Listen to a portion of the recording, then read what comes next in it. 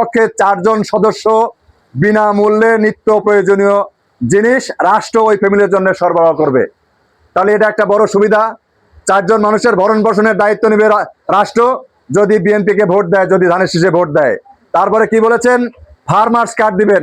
Farmers card দিলে একজন কৃষকের সুবিধা কি, একজন কৃষক তার কি পরিমাণ জমি আছে, ওই জমিতে কি পরিমাণ ফসল সে ফলায়, সেই ফসলের অনুপাতে তার কি পরিমাণ সার, বীজ এবং সেচ প্রয়োজন হয়, সেই সুবিধাটা সরকার তাকে বিনামূল্যে দিতে চায়। তাহলে একজন কৃষক এই সুবিধা পাবে। এই সুবিধা পেলে সেই লোকটা কি ধানের শীষে ভোট দিবে না? এরপরে স্বাস্থ্য কার্ড করা হবে। একটা স্বাস্থ্য কার্ডের বিপরীতে আমাদের এদেশের মানুষের ভালোবাসায় ভোটের মাধ্যমে বিএনপি যদি ক্ষমতায় আসে, স্বাস্থ্য কার্ডের আওতায় কি থাকবে, সারা বাংলাদেশে প্রত্যেকটি গ্রামে গ্রামে আমাদের স্বাস্থ্যকর্মী থাকবে। প্রত্যেকটা মানুষের বাড়িতে বাড়িতে গিয়ে ওই প্রত্যেকটা পরিবারের স্বাস্থ্যের খবর নেওয়া হবে। স্বাস্থ্যের খবর নিয়ে যদি কেউ অসুস্থ থাকে তাকে প্রাথমিক চিকিৎসার ব্যবস্থা করা হবে, এবং তার গুরুতর অবস্থায় থাকলে প্রয়োজনীয় চিকিৎসা কোথায় নিতে পারে, সোজা কথা স্বাস্থ্য সম্পর্কিত এই উপকারটি ওই পরিবার পাবে। তাহলে কি আপনার ফ্যামিলি কার্ডের মধ্যে দিয়ে খাদ্যের নিশ্চয়তা, ফার্মার্স কার্ডের মধ্যে দিয়ে কৃষিকাজ এবং তার উৎপাদিত শস্য পণ্যের বিপণনের সঠিক নিশ্চয়তা, স্বাস্থ্য কার্ডের মধ্যে দিয়ে স্বাস্থ্যের নিশ্চয়তা, এরকম আরো অনেকগুলো সংস্কারের কাজ আছে। এরকম সুবিধা যদি পায় তাহলে কি আমাদের কি ধানের শীষে ভোট, ওই এগুলো যদি আমরা বুঝাইতে পারি, একজন সাধারণ ভোটার সে কি ধানের শীষে ভোট দিবে না? আর ভোট আপনারা যে ভোট সংগ্রহ করবেন, ভোট চাইবেন, একজন মানুষ, আমি একজন বিএনপির কর্মী, আমি কয়টি ভোট সংগ্রহ করার দায়িত্ব আমি নিলে বিএনপিকে ক্ষমতায় আনতে পারবো, সেই একটা ফর্মুলা আমি বলি।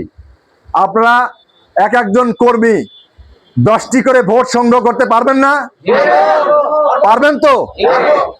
মাত্র 10টি ভোট পারবেন? আমি আপনাদেরকে আরো যদি সহজ করে দেই, যেই ছেলেটি কিংবা যেই মানুষটি আমরা বিএনপি করে, আমি যদি আমার কথা বলি, আমার যদি পরিবার, আমার 51বর্তী পরিবার, বাপ মা ভাই বোন সহ যদি বাদ দেই, শুধু আমি আমার স্ত্রী সন্তানদেরকে নিয়ে ধরি, একটা পরিবারে কমপক্ষে 2 থেকে 5টি ভোট আছে না? তাহলে টোটাল যদি আমার 10টি ভোট জোগাড় করার প্রয়োজন হয়, আমার পরিবারে যদি অন অ্যান্ড এভারেজ 5টি ভোট থাকে, তাহলে আমার আর ভোট সংগ্রহ করতে হবে কয়টি? কাজটা আরো কমে আসলো না? 5টা ভোট সংগ্রহ করা আমাদের কারো জন্য কি কঠিন? এই 5টা ভোট হলুদগড়ের একজন কর্মীর সংগ্রহ করার জন্য কি পার্কবাদপুর যাওয়ার দরকার আছে? নারিয়াগোদায় যাওয়ার দরকার আছে? দয়রামপুর যাওয়ার দরকার আছে? আপনার বাড়ির আশেপাশে যারা আছে, এখান থেকেই আপনার বন্ধু, আপনার প্রতিবেশী যারা আছে তাদেরকেই, যারা ভিন্ন মতের আছে, এখান থেকে আপনি 5টা ভোট সংগ্রহ করেন। টোটাল যদি একজন কর্মী 10টি ভোট সংগ্রহ করতে পারেন, বাংলাদেশে বিএনপির নেতা কর্মীর একদম লিখিত যেই অঙ্কে যেই পরিমাণ আছে, সেটা কমপক্ষে 1 কোটি। 1 কোটি কর্মী যদি 10টি করে ভোট সংগ্রহ করে, ভোটের সংখ্যা পরিমাণ হয় কত? 10 কোটি। সারা বাংলাদেশে ভোটারের সংখ্যা 12 কোটি। যদি এবার কিছু বাড়ে, সেটা হতে পারে 13 কোটি। তাহলে 10 কোটি ভোট যদি বিএনপির বাক্সে আসে, সরকার গঠন করতে আর কোনো অসুবিধা হবে?